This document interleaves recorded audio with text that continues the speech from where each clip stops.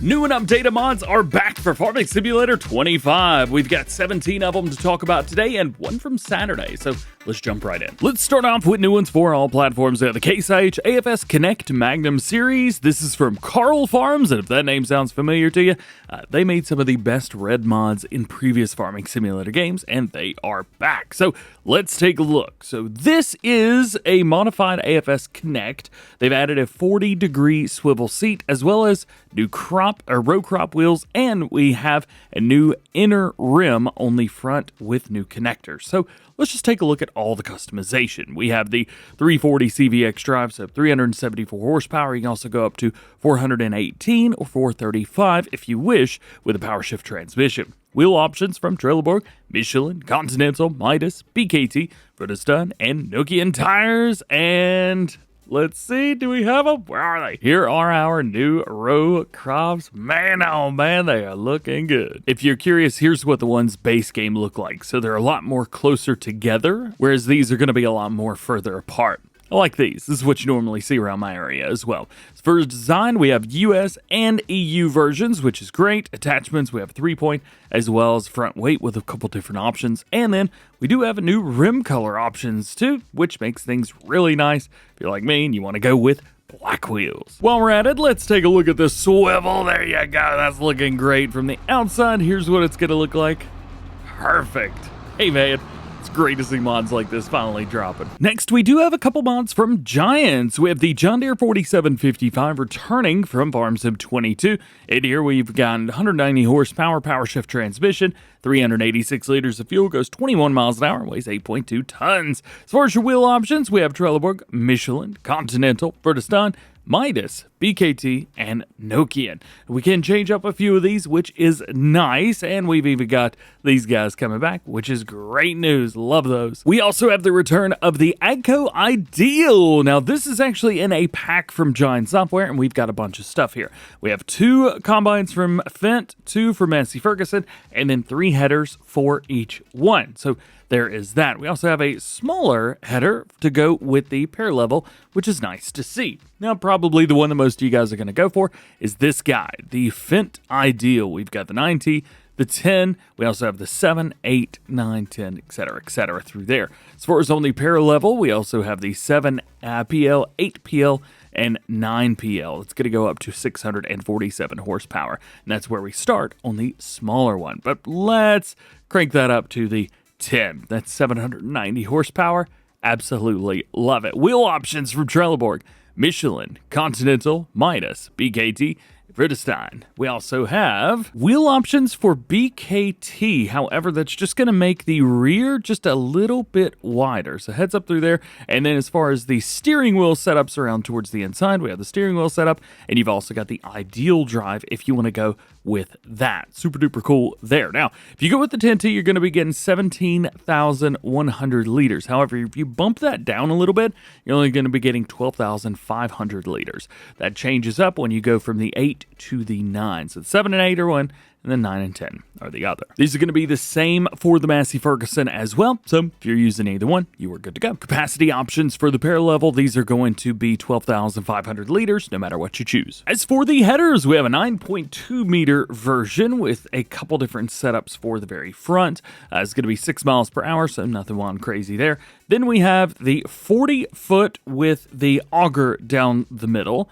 And we have a 40-foot with the draper belt. So we've got that. Are those draper belts or is it just belts? Is this a draper head? I know. I should really learn those terminologies. This has got belts on it. That's all I know. You will also need a header trailer, and this is the one to go for, the N70-40. It doesn't come with the mods base game, but just letting you guys know. One of the things I noticed right off the bat is they've gone for an interesting gray as opposed to all black everything. And when you look at these in real life, these are what the newer ones look like. However, I don't know if I've ever seen one that was completely all black or not from in real life. Anyway, regardless, this is out now, which is great news. It looks like everything works exactly the way that it used to. We just have the newer colors, which is Great. Love it. A mod that I'm happy to see coming back is the John Deere T560 pack. This is also from Giant Software, and this pack's a little bit smaller than the other one. So wheel options on here, we have Trelleborg, Michelin, Continental, BKT, Rudistan, Midas, Nokian, and back end. These are going to include some wheel options and track options for you guys, which is great news. So it's only got 387 horsepower, but that is perfect, at least for someone like me looking for a nice medium-sized combine, medium to small. You got a variable transmission, 800 liters fuel, 24 miles per hour, holds 10,000 liters, which is great. We also have a header to go with it, 7.6 meters at 6 miles an hour, and a corn header, 6 meters at 6 miles per hour. And for those of you missing the Gator, it is back. So we have the XUV 865M, available with a standard or 3-point hitch, and we even have the front guard, which is addable or removable. Let's get ourselves one of these and jump into it and see kind of what we've got going on. So we can raise and lower the back, which is great news. We also have tension belt support on there too. Honk. It is what it is. And that is about it. Of course, everything works inside the way you would expect, and even the brake works. Haha, that's awesome. So I actually got to hang out in one of these when I went to Agritechnica last year, which was a lot of fun. Had like big tracks on it, 4-wheel seater. It was a lot of fun. I had a great time. Also, if you see any like lagging or anything, I'm not quite sure what's going on. I just loaded into my game today and it was doing that, so hopefully it gets fixed. One other thing I want to mention is the suspension on this feels like it moves around a lot more than it did in previous games. I don't know if that's due to anything that they've changed with Farming Simulator 25 or anything like that. I have no idea. Can we get up on this thing? Yeah, but it's definitely super duper springy. However, it moves. That's pretty cool. Next is another Giants mod. This is the Kverneland Qualidisc Pro 6001T. It's got a 6 meter, 11 mile per hour speed.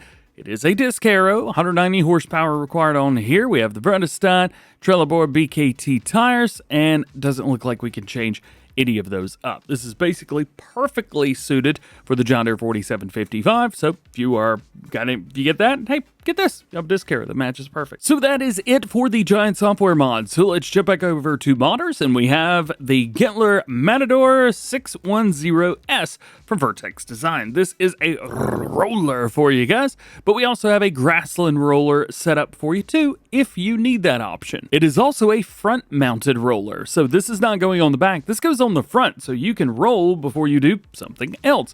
2 things in one pass? Yes, please. 80 horsepower, 6 meters at 9 miles an hour. We also got a mulcher. This is the Orizzonti MixRev series from the SMI modding team.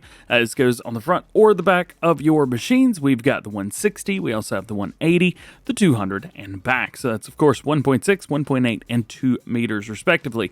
80, 90 horsepower required, and they all go 7 miles an hour. Also from the SMI modding team, we have the Ocrama Kane 300. This is a 3-meter cultivator, because of course it is. 130 horsepower, 3 meters at 10 miles per hour. Although, I will say this, I know it's a 3-meter cultivator, but it is pretty. Next up, we got a new placeable for all platforms. This is the Flower Crusher from MA7 Studio. This is a machine to transform your grain into cereal flour or animal feed. You can dump it into the top, and around horse here, we can take a look at it. So, Flower Crusher. You haven't guessed yet, it's a grain mill. Haha, love it. So you got barley flour in here, mineral feed, oat flour, rice flour, which is for the long grain, rice flour, which is for the regular rice, sorghum flour, and wheat flour. One of the nice things about this is you also get some mineral feed along with it, which is fantastic. It is small, but not too bad. The only thing that's a little irritating is I think you're gonna need an auger to get everything up there. Next to last new one for all platforms is the Manure Elevator, also from MA7 Studio. Basically what this is going to do, it is going to place your manure right here. It kind of pretends that it takes the manure up into the thing. So let's say, for example, you've got one of your cattle pens. Granted, you'll want to place your cattle pen down first. However, this is going to work as your manure silo, basically. Pretty cool. And if you're curious, you're going to get 400,000 liters of manure. Lastly, we have the open garage. This is a machinery shed which can be used to store many different vehicles and things like that. It is quite large as well. Looking good through there.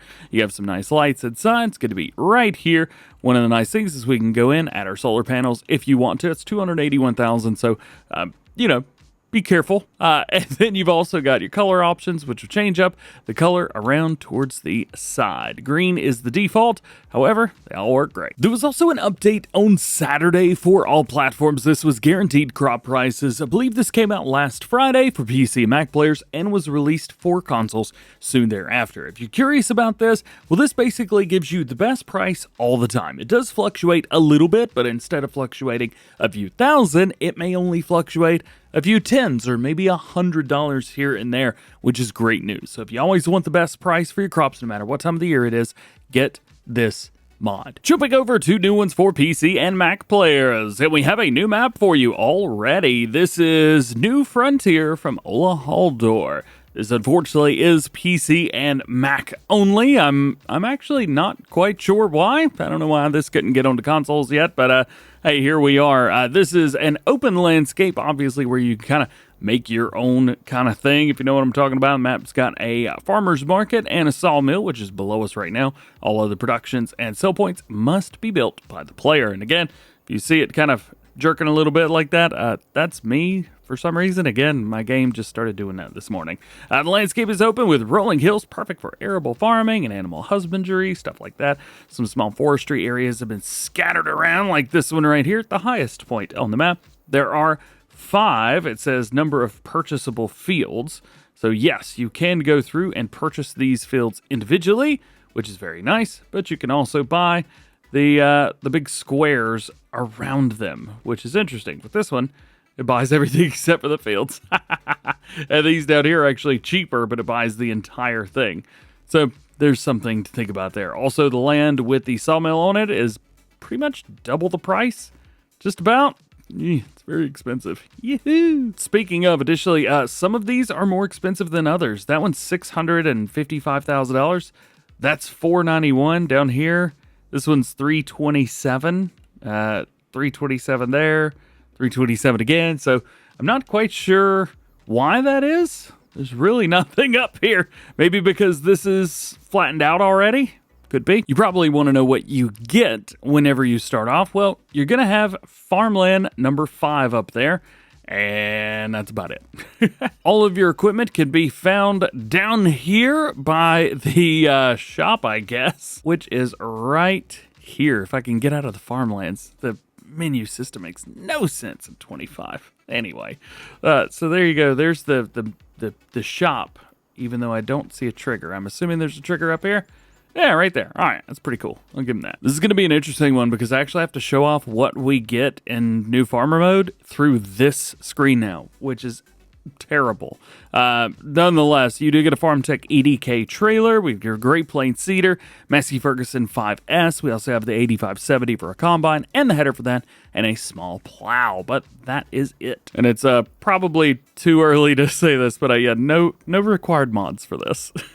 Shocker, I'm sure. And if you're curious on how to start a new map, well, right here it is. Just go to your maps and click over till you have New Frontier. So the rest of the new mods for PC Mac players are all going to be script mods, and I love them all. So the first one is Contract Boost. You can boost your contract by making more money and allowing collection of the spoils. You heard that correct. So it features a 50% profit on every single contract. Of course, that's the case a day after I release a contract video. 10 max contracts instead of 3. 5 max contracts per type. That's pretty cool, too.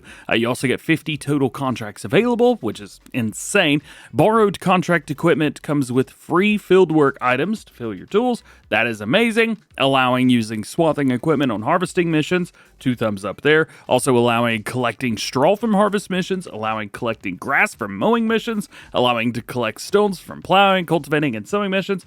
Well, and that's about it. They also say that all the above settings can be modified in the XML settings file at FS25 mod settings contract boost.xml. This mod is like 4 or 5 mods that we used to have all combined into one now, and I have just, you have no idea.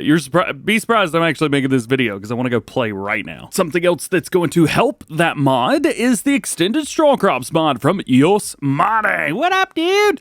So canola, corn, sorghum, soybeans, sunflower, and long grain rice all give straw when harvesting. This is in addition to the wheat, barley, and oats that we already have that gives us straw. So 2 thumbs up there. And you can utilize this in combination with your contracts, and I can basically get straw from like over half the stuff in the game now. This is so cool. I'm so excited. I've been using this for a couple weeks now, and man, it feels weird to say a couple weeks when referring to a new game. Nonetheless, big shout out to Yoast for sending this over early for me to use, and now you get to use it as well. Here's a nice quality of life improvement, better placeable sell prices. So this was something that's been in previous games, and it is back. The script gives the player better prices when selling a placeable. So there's a grace period of 1 month where placing and selling a placeable. If the placeable is sold within 1 month, you get 100% back, and after 1 month, the price will reduce to 80% of the cost, and then reduced every month after that, like the base game. You will not be refunded landscaping prices. Here's one that might be super helpful for you guys that like send a worker off to do a combine harvesting thing and then come back later. With this script, the combine stops when it is full. It is then held for 5 seconds. During that time, the brake lights also light up.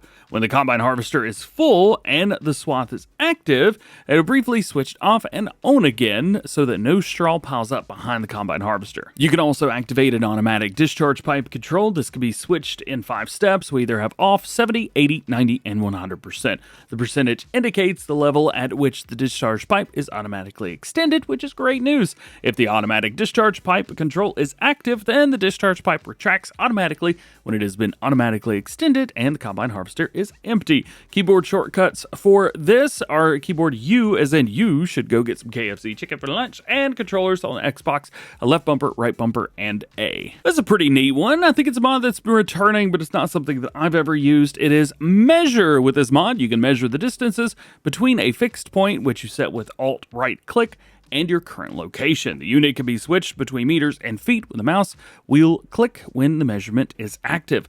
Alt plus right mouse button is start and end measurement, and mouse wheel click is a meter or feet in the active measurement. Here's a mod that I did use a bunch, and I have already installed it. The Remove Front Loader Axle Locking from Autolisha Farming Agency. The mod removes the lock for the front axle joint when a front loader is attached. That way, the front axle can still swing and adjust to the ground even with the front loader attached. This way, the driving feels better and more realistic. One that I won't be using, but maybe you want to, is Disable Leasing. Mod blocks the possibility of renting machines in the store. Plain and simple. You have to buy them. Here's a cool one from GTX. First-person horse riding camera. The global script will add a second camera option to all horses and rideable animals. When selected, this new camera will provide the rider with a first-person view, creating a more realistic feel. First-person horse riding, there you go. Here's another one that might be helpful to you guys. It's called Train Stop. It stops the train automatically. If the train is rented, it arrives. If you return the train, it stops where you left it. If you let the train leave the map, it has to be rented again when it is back and put to the side. After that, you can return it, and it will stay there. Now, it's funny, I could care less about fluctuating crop prices, so I try and level those out, but this mod does something that I would like to fluctuate. Diesel prices. I never do that. Fluctuating diesel prices. This script ensures fluctuating diesel prices. Price changes cannot be predicted. The price per liter varies depending on the difficulty. Easy's between 1 and 1.5, normal's 125 to 175, and hard's 1.5 to 2. Pricing changes at 0, 6 a.m., 12, and 18. Your last new one for PC and Mac players today is not PowerTools, but it is Developer PowerTools. This is a quality of life mod for modders that works well alongside the PowerTools mod, Easy Dev Controls, Global Explorer, and similar mods. An improved style of visualizing in-game tables together with the possibility to save tables to well-formed Lua files. This opens up a new way of understanding the FS object model. In here we've got things like features, console commands, we also have saving tables, printing tables, and more. There's a whole lot going on in here, and they do say that if you need to print a deeper structure, it is recommended to use the DT Save table. We also had a couple updates dropped today for PC and Mac players. First is Paint and Terraform Anywhere version 1001. Fixed restricted zone on multiplayer clients on land. And your only other PC update today is called VG Livemap version 1.1. Client fix, added twister, and a fix fruit name displayed on fields. And that is it. Thank you for hanging out with me today. Hope you enjoyed the video, and I hope you enjoyed the mods. If you did, drop a like on it. Get subscribed if you're new. Join the DjGoHam fam. Make sure that notification bell's on as well. That way, you never miss videos like this one in the future, especially when FS25 mods drop. You don't want to miss it. All being said, just have an awesome day, and I'll see you in the next one.